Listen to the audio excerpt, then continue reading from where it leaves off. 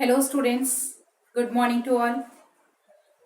I hope you all are good and fine. Before I start today's class, I would like to give some of the instruction that you have to follow strictly. First thing, as you all know, for geography, you have to make interleaf copy. One side plain and one side rule. Second thing, I had already given you the answers of chapter first. Now, I think most of the students got their books and copies. So, you can start writing the answers in your fair copy. What the notes I had given before, that not have to write. I had given those as you were not having your books that time.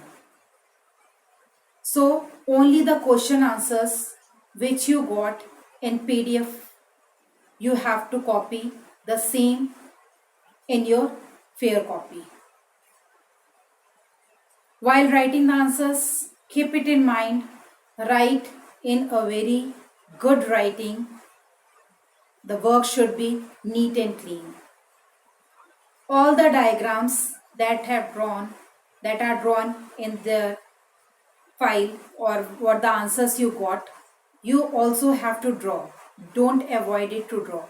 But not where you are writing, but at the white page in front of you, it where you are writing the same explanation of any term, in front of it on the white page you draw the same diagram. So I had given the answers of first chapter. Soon I will give you the answers of second chapter also, as I had completed it. Now want to little introduce about the syllabus. We are going to cover first, second, ninth and 10th chapter for the first term. First chapter, the representation of geographical features, and second chapter, atmosphere. We have already completed. Only the question answer of chapter 2 is left. Now instead of starting the third chapter, we will start the chapter 9th, Australia, and after that Antarctica, as we have to follow the question paper pattern.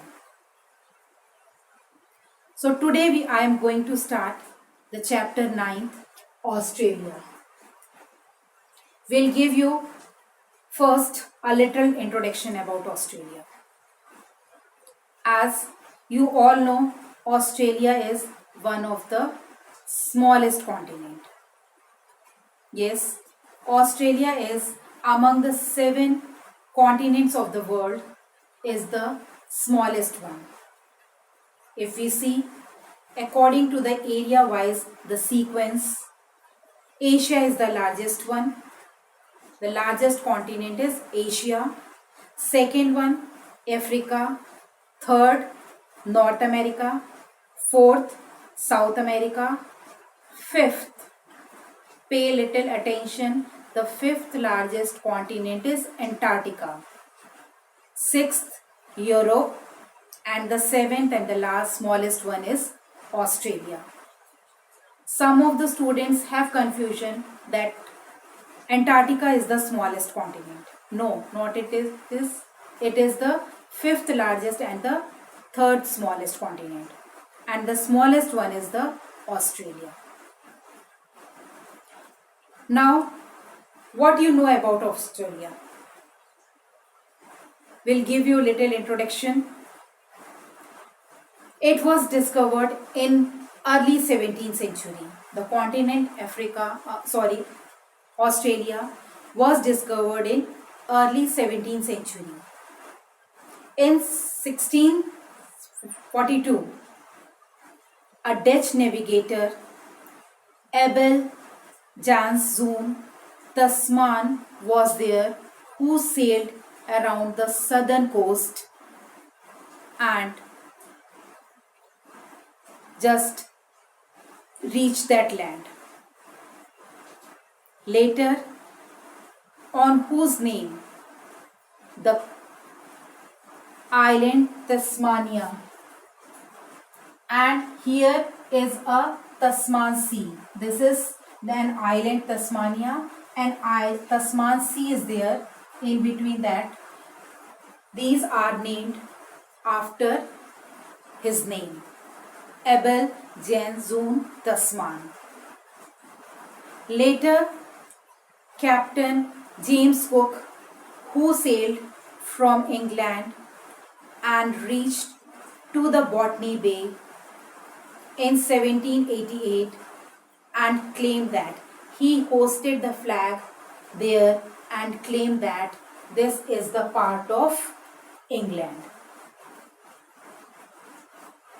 Now, when we discuss that what are the geographical importance of Australia.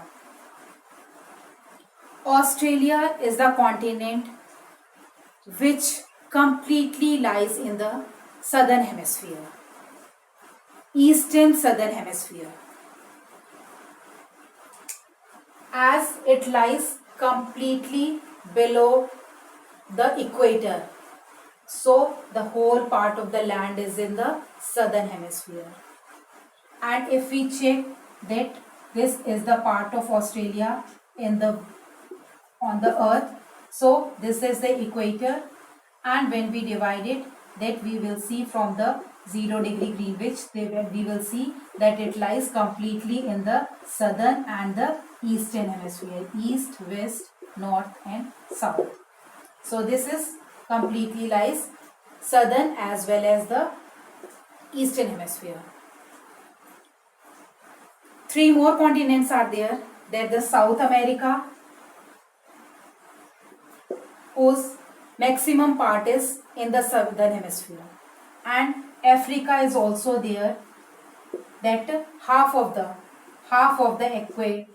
Africa lies in the southern hemisphere, but Australia as well as Antarctica, these two continents completely lies in the southern hemisphere. First, it is called as the island or watery continent. Why? Because it completely lies in the completely surrounded by the ocean from all the sides. That's why it is called as the island continent, because an island is a part of land which is surrounded by water.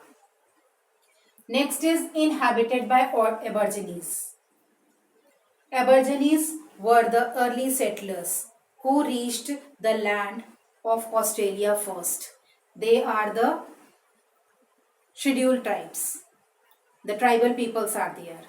They first reached on the land of Australia, and since then, yet now they are there only. Still we will find the Aborigines in the Australia. International importance. The situation of Australia is in between America, North America, and the American countries are there, and the Asia is there. So being the situation in between the two major continents, it has its international importance. The people on their journey use the islands as their halting place. Next is military importance. Many of the big and the strong countries using the islands as their military base. Tourist attraction. Due to the natural beauty of Australia, it is attracting a large number of people from the world. It is world famous for the coral reef as well as the Great Dividing Range, the Great Barrier Reefs, and many more are there. The important cities are also one of the tourist attraction. Favorable climatic condition. The climate of Australia is very pleasant and soothing. In winter, the temperature is about 10 degrees centigrade, whereas in summer the maximum is up to 20 degrees centigrade, with an average rainfall of 25 to 5 centimeter. So because of this pleasant climatic condition, it is also one of the geographically important. Then transport and communication. Rapid transport and communication have established its contact from many developed nations of the world. And due to its communication, its development in education and scientific development, it has made its importance in the world. So this is a little geographical importance about Australia. In next class, we will discuss about the location of Australia and the political division. Till then, just you complete your work and keep watching the videos regularly. From today onwards, you will get your lectures of geography 3 days in a week: Tuesday, Wednesday and Friday.